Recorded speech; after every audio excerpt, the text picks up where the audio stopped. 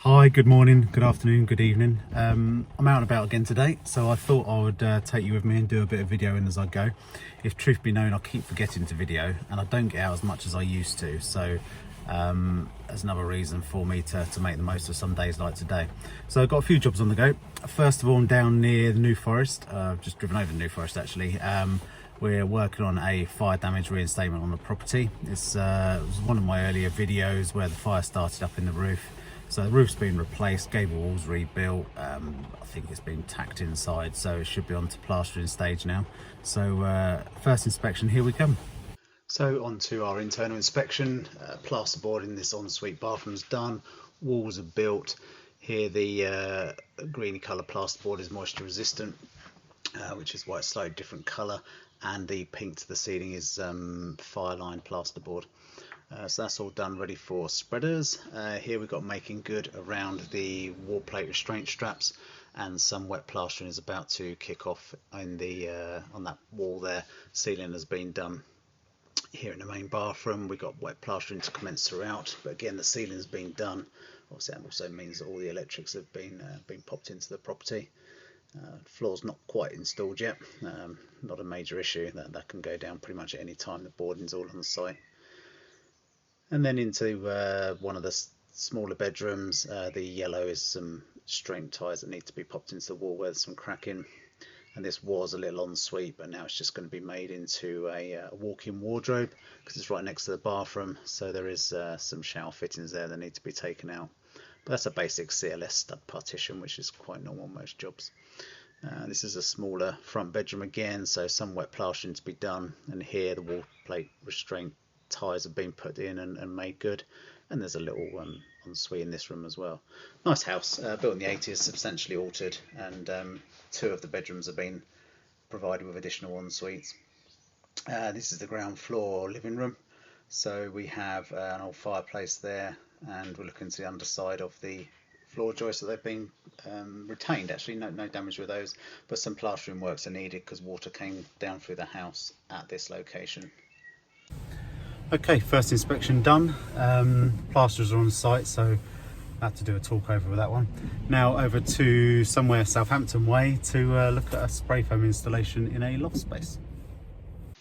Okay, we're on to a roof inspection. This is where spray foam's been installed into this property.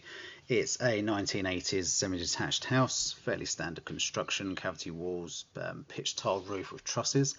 And we can see here's a retrofit spray foam application that's been applied. I'm really not a fan of this stuff. You might have seen, or hopefully you've seen our other video. If not, we've got a video on our channel called What's the Fuss About Spray Foam? And there's four main issues that we discussed there. Cost against normal insulation, condensation, fire risk, insurance issues, stuff like that. There is a British standard, Managing Moisture in Buildings, BS 5250, which covers things like moisture in loft spaces, and if you want to install insulation between your rafters, this is effectively a cold roof insulation install, but the British standard requires an air and vapour control layer to be installed at ceiling level. Of course they're never applied because that would mean taking the ceilings down or even oversheeting the ceilings and reboarding them, so that's too expensive to do. So this stuff is just sprayed between the rafters instead.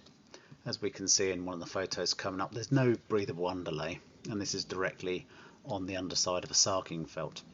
A couple of issues here. First of all, we can see that our moisture meter reading on the underside of the rafter is green. It's low, or it's relatively low, slightly higher than perhaps we would expect.